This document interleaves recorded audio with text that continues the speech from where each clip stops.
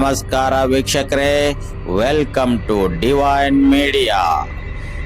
ಭಾರತ ದೇಶ 1.4 ಮಿಲಿಯನ್ಗಿಂತಲೂ ಅಧಿಕ ಸಕ್ರಿಯ ಶಕ್ತಿಶಾಲಿ ಮಿಲಿಟರಿ ಸಿಬ್ಬಂದಿಯನ್ನ ಹೊಂದಿರತಕ್ಕಂತಹ ವಿಶ್ವದ 2ನೇ ರಾಷ್ಟ್ರ. ಅದರಲ್ಲೂ ಭಾರತದ ಸೈನಿಕನಂತೂ ರಾಷ್ಟ್ರ ಪ್ರೇಮದ ವಿಷಯದಲ್ಲಿ ವೀರಭದ್ರನಂತೆ ಸಿಡಿದೇಳುವ ಸಿಡಿಗುಂಡು. ಅದೇ ಸಾಲಿಗೆ ಸೇರುವ ವಿಜಯಪುರ ಜಿಲ್ಲಾ ನಿಡಗುಂದಿ ತಾಲೂಕಿನ ಕಾಸಿನಕುಂಟೆ ಗ್ರಾಮದ ಬಸಪ್ಪ ಜಟಗಿ ಸುಮಾರು 18 ವರ್ಷಗಳ ಕಾಲ ಸೇನೆಯಲ್ಲಿ ಸೇವೆ ಸಲ್ಲಿಸಿ ನಿವೃತ್ತಿ ಹೊಂದಿದ್ದಾರೆ.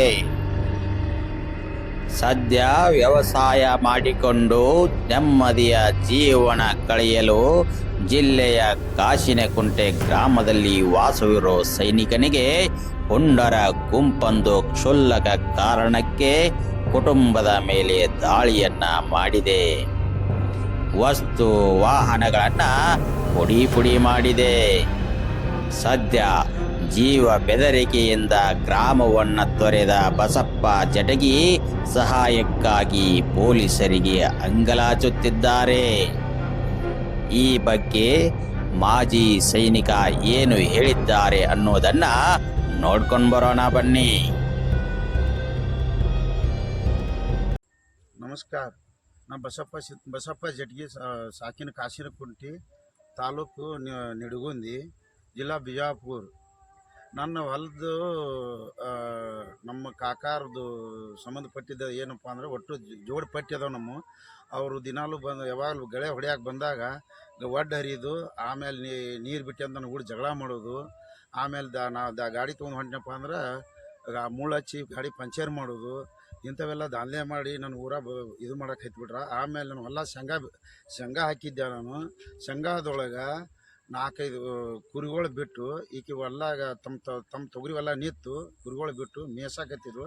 ಯಾರು ಒಂದು ತಿರ್ಯಾಕೆ ಹೋದಾಗ ನಾನು ಅದ ನೋಡಿ ಏನು ಹರ್ಕೋತಿ ಏನು ಬಿಡ್ತೀವಿ ಅಂತೇಳಿ ನಾಗವ್ವ ನನ್ನ ಕೂಡ ಜಗಳಕ್ಕೆ ಬಂದರು. ನಾಗವ್ವ ಸಂಜೀವ ಮನಿಕೇರಿ ಈಕೆ ಜಗಳಕ್ಕೆ ಬಂದರು. ಯಾಕೆ ಜಗಳ ಮಾಡ್ತೀವಿ ಮತ್ತು ಹೊಲ್ಲಾಗ ನೀನು ಆಡ್ಬಿಟ್ಟು ಮತ್ತು ನಮ್ಮ ಕೂಡ ಯಾಕೆ ಜಗಳ ಬಂತು ಅಂತಂದ್ರೆ ಏನು ಹರ್ಕೋತಿ ಏನು ಕಿತ್ಕೋತಿ ಅಂತ ಹೇಳಿ ಕೇಳಿಸಿ ಅವ್ರ ಮಕ್ಕಳಿಗೆ ಅವ್ರ ಗಂಡಗೆ ಅವ್ರ ಅಕ್ಕ ತಂಗಿ ಅವ್ರ ಗಂಡ ಸಂಜೀವ ಮನಿಕೇರಿ, ಅವ್ರ ಮಕ್ಕಳ ಹೆಸರೇನದು ಅಂಬರೀಷ ಸಂಜೀವ ಮನಿಕೇರಿ, ಆಮೇಲೆ ಕಾರ್ತಿಕ ಸಂಜೀವ ಮನಿಕೇರಿ, ಆಮೇಲೆ ಯಲ್ಲಪ್ಪ ಮನಿಕೇರಿ, ಬಸವ್ವ ಶಿವಪ್ಪ ಮನಿಕೇರಿ, ಶಾಂತವ್ವ ಶಿವಪ್ಪ ಮನಿಕೇರಿ, ಆಮೇಲೆ ಸಂಗವ್ವ ಯಲ್ಲಪ್ಪ ಮನಿಕೇರಿ, ಆಮೇಲೆ ಹನುಮಂತ ಮನಿಕೇರಿ.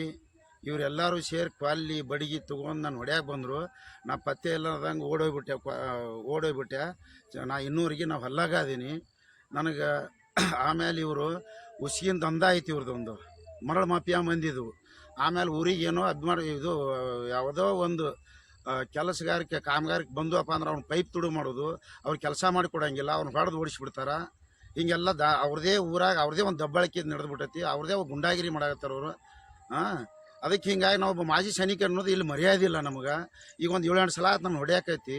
ಆಮೇಲೆ ನಮ್ಮ ಬಿಜಾಪುರದು ನಮ್ಮ ಮಾಜಿ ಸೈನಿಕರು, ನಮ್ಮ ಅಧ್ಯಕ್ಷರು, ಕಾರ್ಯದರ್ಶಿಯರು, ಸಂಘಟನೆ ಕಾರ್ಯದರ್ಶಿಯರು ಎಲ್ಲ ನಮ್ಮ ಮಾಜಿ ಸೈನಿಕರು ಇಲ್ಲಿ ಬಂದು ನ್ಯಾಯ ಹೇಳಿದ್ರು. ನಂದೇ ತಪ್ಪು ಭರಿಸಿ ನನಗೆ ಉಗುಳಿಸಿ ಈ ಪೊಲಿಟಿಷಿಯನ್ದವ್ರು ಎಲ್ಲರೂ ಒಂದಾಗಿ ನನಗೆ ಈ ರೀತಿ ಅನ್ಯಾಯ ಮಾಡಾಕತ್ತಾರ. ನನಗೆ ಇವ್ರು ಮರ್ಡರ್ ಆದರೂ ಮಾಡ್ತಾರೆ. ನಾ ಈ ಸತ್ನಪ್ಪ ಅಂದ್ರೆ ಇವರೇ ಕಾರಣ. ನನಗೆ ಇವ್ರು ನಾನು ಬಿಟ್ಟು ಬಿಡಂಗಿಲ್ಲ. ಇವ್ರು ನನಗೆ ಗೊತ್ತಿದ್ದ ವಿಷಯನೇ ಐತಿ. ನನಗೆ ಈ ಪೊಲಿಟಿಷನ್ ನಿಡಗುಂದಿ ಪೊಲಿಟಿಷನಿಂದ ನನಗೆ ಇದು ಇಲ್ಲ, ರಕ್ಷಣೆ ಇಲ್ಲ. ಅವ್ರಿಗೆ ರಕ್ಷಣೆ ಕೊಡ್ತಾರೆ. ಯಾಕೆ ಕೊಡ್ತಾರಪ್ಪ ಅಂದ್ರೆ ಉಸಿಗಿಂದ ಒಂದು ದಂಧ ಐತಿ ಇವ್ರದ್ದು. ಒಂದು ಪೈಪ್ ತುಡು ಮಾಡ್ಯಾರ. ಪೈಪಿಂದ ಎಲ್ಲ ಅದಾವೆ ನನ್ನ ಕಡೆ, ವಿಡಿಯೋ ಅದಾವೆ. ಉಸಿಗಿಂದ ವಿಡಿಯೋ ಅದಾವೆ ನನ್ನ ಕಡೆ, ಎಲ್ಲ ಅದಾವೆ. ನಾ ಬಿಜಾಪುರಕ್ಕೂ ಬಿಟ್ಟಿದ್ದೆ. ಆದರೆ ಇದ್ರ ಬಗ್ಗೆ ಯಾರೂ ಕ್ರಮ ತೊಗೊಂಡಿಲ್ಲ. ದಯಮಾಡಿ ನನಗೆ ರಕ್ಷಣೆ ಕೊಡ್ರಿ ಅಂತ ನಾ ಇದೊಂದು ಕೈ ಮುಗಿ ಕೇಳ್ಕೊತೀನಿ. ಅವ್ರ ಹೆಸರು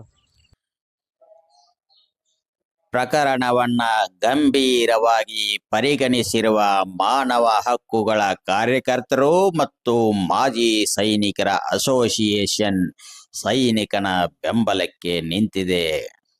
ಸದ್ಯ ಪ್ರಕರಣ ಮುಂದೆ ಯಾವ ಹಂತವನ್ನ ತಲುಪುತ್ತದೆ ಎಂಬುದನ್ನ ಕಾದು ನೋಡಬೇಕಾಗಿದೆ.